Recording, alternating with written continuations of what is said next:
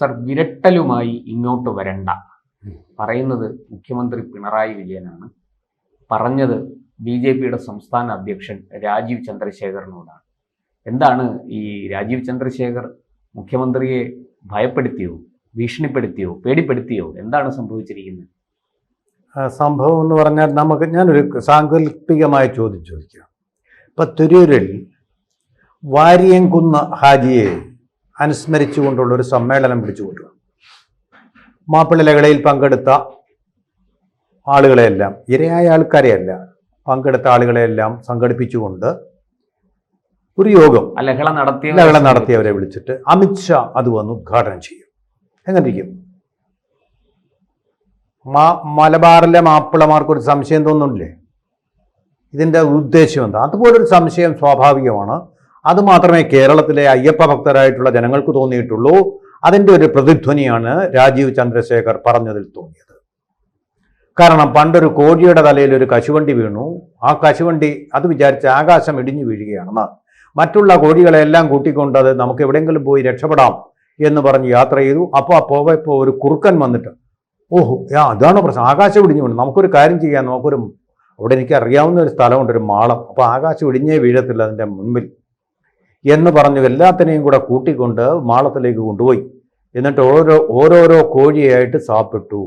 എല്ലും പിന്നെ അതിൻ്റെ ചുണ്ടും മാത്രം, പപ്പും പൂടയും മാത്രം ബാക്കിയായി എന്ന് പറയുന്ന പോലെ ഒരു സംശയം തോന്നുന്നുണ്ട്. ന്യായമല്ലേ ആ സംശയം?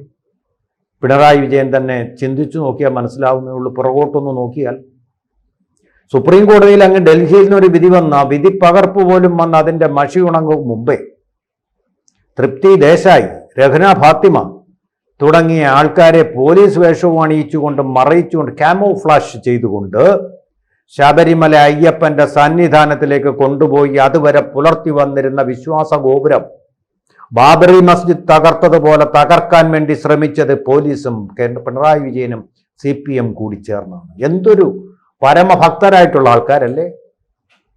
പരമഭക്തരായിട്ടുള്ള ആൾക്കാർ, കേരളത്തിലെ സ്ത്രീകൾ ഉൾപ്പെടെയുള്ള അയ്യപ്പ ഭക്തന്മാരെ എല്ലാം അവരുടെ വികാരങ്ങളെ മുറിവേൽപ്പിച്ച സംഭവം. അവരുടെ വ്രണത ഹൃദയങ്ങളുമായിട്ട് അവർ നാമജപ ഘോഷയാത്ര തിരുവനന്തപുരത്ത് നടന്നപ്പോൾ ആദ്യം നടന്നു പന്തളത്താണ് നിശബ്ദമായ ഘോഷയാത്ര, അവരുടെ വേദനയുടെ ഘോഷയാത്ര. ബാലിദ്വീപിലെ ഡച്ചുകാർക്കെതിരെ നടന്ന പോലെ, ഇന്തോനേഷ്യക്കാർ നടത്തിയ പൂപ്പുത്താൻ പോലെ ഒരു ഘോഷയാത്ര നടന്നപ്പോൾ, ആചാരയാത്ര നടന്നപ്പോൾ അവരെയെല്ലാം കുറ്റവാളികളായിട്ട് അറസ്റ്റ് ചെയ്യുകയും പീഡിപ്പിക്കുകയും ജയിലിൽ പിടിച്ചിടുകയും ചെയ്തു. ആ കേസുകളിൽ പലതും ഇപ്പോഴും പിൻവലിക്കാത്ത ഒന്നിൽ. അതുപോലെ തന്നെ നിങ്ങളുടെ മന്ത്രിമാരാണ് അവിടെ പോയിട്ട് തീർത്ഥം കൊടുത്തിട്ട് തീർത്ഥം മലിനജനം എന്നതുപോലെ വലിച്ചെറിഞ്ഞതും.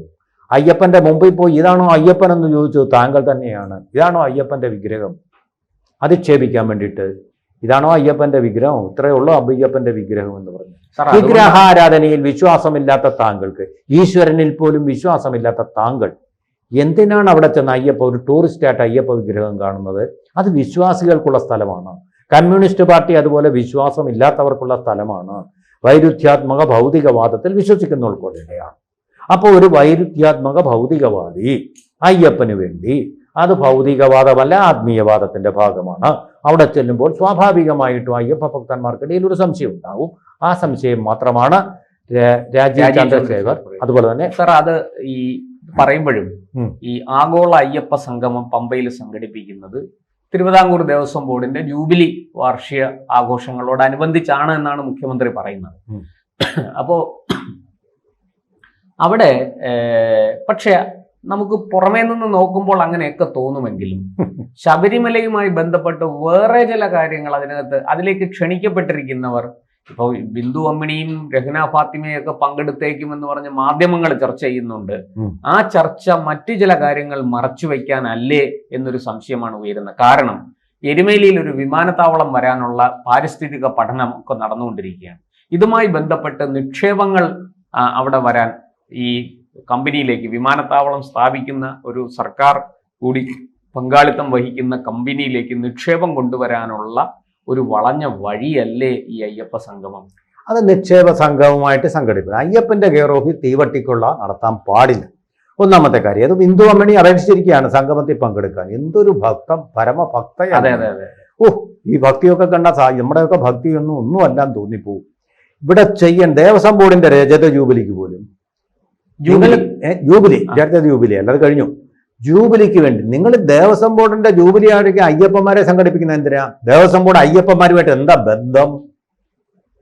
ദേവസ്വം ബോർഡിന് ശബരിമല മാത്രമേ ഉള്ളൂ. തിരുവിതാംകൂർ ദേവസ്വം ബോർഡാണിത്. ആണല്ലോ. ഈ ശബരിമല ക്ഷേത്രം മാത്രമേ ഉള്ളൂ. എത്രയോ നിത്യവൃത്തി ക്ഷേത്രങ്ങളുണ്ട്. നിത്യവൃത്തി നിദാനത്തിന് വകയില്ലാതെ എത്ര ക്ഷേത്രങ്ങളുണ്ട്. നാട്ടുകാരുടെ സംഭാവന കൊണ്ട് മാത്രം നടത്തപ്പെടുന്ന എത്രയോ ക്ഷേത്രങ്ങളുണ്ട്.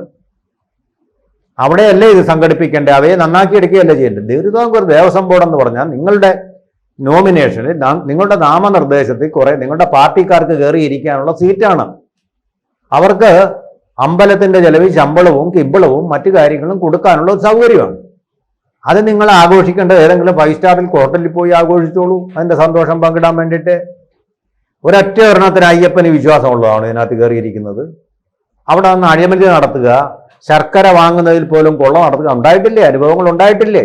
ഞാൻ ഏതെങ്കിലും രാഷ്ട്രീയ പാർട്ടിയെ മാത്രമല്ല പറഞ്ഞത്, എല്ലാ രാഷ്ട്രീയ പാർട്ടികളും കൈയിട്ട് ശർക്കര ഹൈക്കോടതി അവിടെ ഒരു പ്രത്യേക കമ്മീഷണറെ തന്നെ നിയോഗിച്ചത്. ശർക്കരക്കുടത്തിൽ കൈയിട്ട വാരാത്തവരാരുമില്ലെന്ന് പറഞ്ഞ പോലെ എല്ലാവരും വാരിയിട്ടുണ്ട്.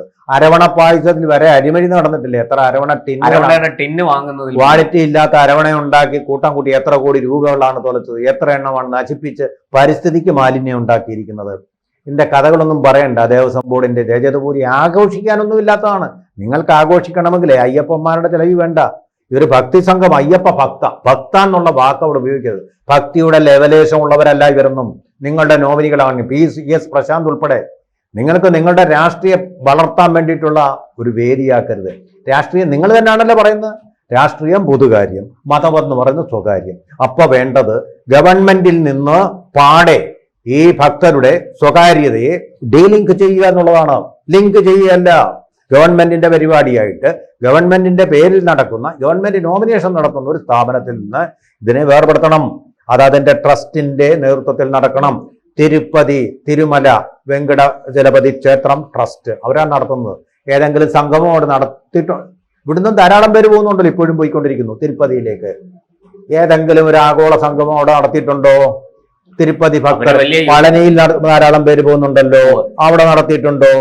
അതിന്റെ ഒന്നും ആവശ്യമില്ല. നിങ്ങൾക്ക് ദേവസ്വം ബോർഡിന്റെ ആഘോഷം അടിച്ചു പൊളിച്ച് നിങ്ങളങ്ങ് ആഘോഷിച്ചോ, പണമുണ്ടല്ലോ ഇഷ്ടം പോലെ. സാർ, ഇപ്പോ രാജീവ് ചന്ദ്രശേഖർ പറയുന്നത് നിങ്ങൾ ആദ്യം ഈ ശബരിമല പ്രക്ഷോഭവുമായി ബന്ധപ്പെട്ട് യുവതീ പ്രവേശന വിധി വന്നതിനു ശേഷം നടന്ന പ്രക്ഷോഭവുമായി ബന്ധപ്പെട്ട കേസുകൾ പിൻവലിക്കും. ആ കേസുകൾ പിൻവലിച്ചതിന് ശേഷം മുഖ്യമന്ത്രി അയ്യപ്പ സംഗമത്തെ കുറിച്ച് പറഞ്ഞാൽ അത് കേൾക്കാൻ രസമുണ്ട്. ഇതിപ്പോ അവിടെ ഈ സുപ്രീം കോടതി വിധിയുടെ മറപിടിച്ച് യുവതീ പ്രവേശനത്തിന് കളമൊരുക്കാൻ പ്രയത്നിച്ച ഒരു മുഖ്യമന്ത്രി, സനാതന ധർമ്മത്തെ ഇല്ലായ്മ ചെയ്യാൻ ശ്രമിക്കുന്ന വൈറസ് ആണെന്ന് പറഞ്ഞ് അതിനെ ഇല്ലാതാക്കാൻ ശ്രമിക്കുന്ന മറ്റൊരു സംസ്ഥാനത്തെ മുഖ്യമന്ത്രി, ഈ രണ്ടുപേരും കൂടെ ചേർന്ന് എന്തിനാണ് ഈ പമ്പ ഇങ്ങനെ കളങ്കപ്പെടുത്താൻ, മലീമസമാക്കാൻ വരുന്നത് എന്നാണ് രാജീവ് ചന്ദ്രശേഖർ ചോദിക്കുന്നത്. കംപ്ലീറ്റ് ഡീലിംഗ് ചെയ്യണം. അതാണ് വേണ്ടത്. ഇന്ത്യയിലെ മൊത്തം ക്ഷേത്രങ്ങൾക്കുമായിട്ട് പ്രത്യേക ഒരു ട്രസ്റ്റ് രൂപീകരിച്ചാണ് മുഖ്യമന്ത്രിയെ ചൊടിപ്പിച്ചത്. മുഖ്യമന്ത്രി പറഞ്ഞിട്ടുണ്ട് അതിന് മറുപടി. അതായത് അക്രമ സംഭവങ്ങളിൽ പെട്ടവരെ ഒഴികെ ബാക്കിയുള്ളവരുടെ എല്ലാം കേസുകൾ മാറ്റിയിട്ടുണ്ടോ? എനിക്ക് തോന്നുന്നില്ല.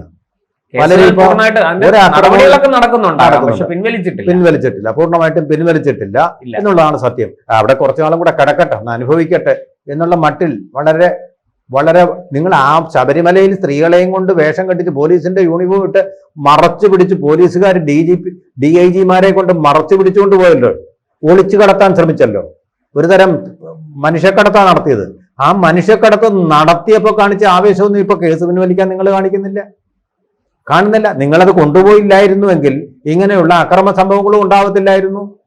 കാരണം അതൊരു നിങ്ങൾ പ്രകോപിപ്പിച്ചത് കൊണ്ടാണ്. കോടതി നിങ്ങൾ അങ്ങനെ കള്ളവേഷം കെട്ടി കൊണ്ടുപോകണമെന്ന് കോടതി പറഞ്ഞിട്ടുണ്ടോ? താത്വികവുമായിട്ടും ആശയപരമായിട്ടുള്ള കാര്യത്തിൽ അഭിപ്രായമാണ് പറഞ്ഞത്. അത് ആത്യന്തികമായിട്ടുമില്ല, അതിനോട് വിയോജിപ്പും ഉണ്ടായിരുന്നു. അല്ലാതെ ഇത് ഏകപക്ഷീയമായിട്ട് ഏകകണ്ഠേന ഉണ്ടായിട്ട് ഒരു വിധിയല്ലല്ലോ. അത് ഡിസ്പ്യൂട്ടഡ് ആയിട്ടുള്ള വെർഡിക്റ്റ് ആയിരുന്നു അത്. ആ ഡിസ്പ്യൂട്ട് ഇപ്പോഴും നിലനിൽക്കുകയാണ്. നിങ്ങളൊരൊറ്റ വരിയെ അതിനകത്ത് എഴുതി ചേർത്തുകൊണ്ടാണ് ഈ പ്രശ്നം ഉണ്ടായിട്ടുള്ളത്. അത് പിൻവലിച്ചിട്ടില്ല. സ്ത്രീകൾക്ക് പ്രവേശനം നൽകാമെന്ന് നിങ്ങളുടെ ഗവൺമെന്റിന്റെ സമ്മതി അതിലുണ്ടായിരുന്നു. അതില്ലെങ്കിൽ ഈ വിധി വരില്ല. ആചാരങ്ങളും വിശ്വാസങ്ങളും സ്വകാര്യതയാണെന്ന് പറയുന്നുണ്ടല്ലോ, പൊതുക്കാര്യമല്ല. പിന്നെ എന്തിനാ കോടതി കേസ് പോകുന്നതിനെ കുറിച്ച്? അവിടുത്തെ തന്ത്രി തീരുമാനിക്കേണ്ട കാര്യമല്ലേ ഉള്ളൂ. ഇവിടെ നിങ്ങൾ ഗവൺമെന്റിന്റെ തന്നെ ഇതിലൊക്കെ കൈ കടത്തുന്നത്. VS സർക്കാരിന്റെ കാലത്ത് യുവതീ പ്രവേശനത്തിന് അനുകൂലമായ നിലപാടെടുത്തു. ഉമ്മൻചാണ്ടി സർക്കാർ വന്നപ്പോൾ അത് പിൻവലിച്ചു, പുതിയ അഫിഡവിറ്റ് കൊടുത്തു സുപ്രീം കോടതി. പക്ഷെ പിണറായി സർക്കാർ ആ അഫിഡവിറ്റിനെ കടന്നുകൊണ്ടാണ് ഈ പുതിയ അഫിഡവിറ്റുമായിട്ട് മുൻപോട്ട് പോയത്. ഇതൊക്കെ ചെയ്തിട്ടാണ് ഈ ആഗോള സംഗമം എന്ന പരമഭക്തി തെരഞ്ഞെടുപ്പ് അടുത്ത് വരുമ്പോ കാണിക്കുന്ന ഈ കപട ഭക്തി ഉണ്ടല്ലോ, അതിനെ നിങ്ങൾ കാണിക്കുന്ന കപട മതേതരത്വം ഞങ്ങൾ സഹിക്കുന്നു. ഈ കപട ഭക്തി ഉണ്ടല്ലോ, അത് ഇങ്ങോട്ട് വേണ്ട. രാജീവ് ചന്ദ്രശേഖർ ഈ ഭീഷണി ഇങ്ങോട്ട് വേണ്ടെന്നാണ് പറഞ്ഞത്. ഈ കപട ഭക്തി, ഞാനും ഒരു ഭക്തനാണ്, ഈ കപട ഭക്തി ഞങ്ങളോട് വേണ്ട.